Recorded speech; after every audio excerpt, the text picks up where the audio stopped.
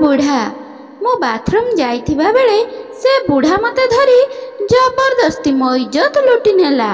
नमस्कार पाठक बंधु बंधुगण, आपण माने जानिथिबे वर्तमान समय रे समाज रे किभली घटना माने घटुची।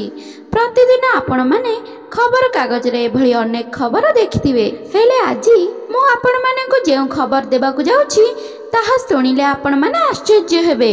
गोटे छोट झियो सहित होईची बलात्कार। गाँर जड़े 60 वर्षीय बुढ़ा करिछि बलात्कार, जहाकु नहीं एबे गाँव रे खूब चर्चा करा जाउछि। सूचना अनुसार एभली एक घटना देखिबाकू मिलिछि जाजपुर जिले रे।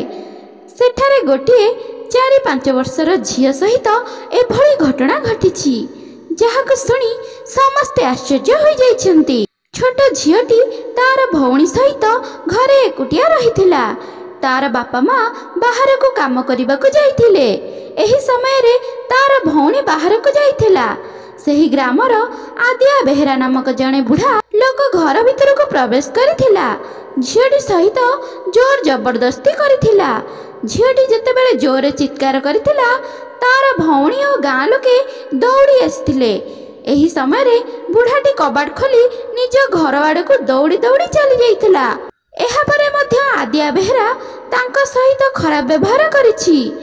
सेमाने जेतेबेले बाहर को जाइथांती से तांको निज पाखकु डाकी थाए, तांको सहित काम करिबा पई बाध्य करिथाए।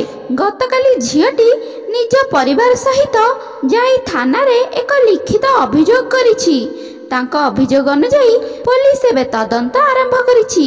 खूब शीघ्र आदिया बेहेरा को धरा जिवो बोली कहा जाउछि। गोटे झियोटी सहित एभली करिबा एक निंदनीय घटना। एभली लोकंकु फांसी दिया जाउ बोली कहा जाउछि। आपनको अनुरोध, मो चैनल को लाइक शेयर सब्सक्राइब करंतु। धन्यवाद।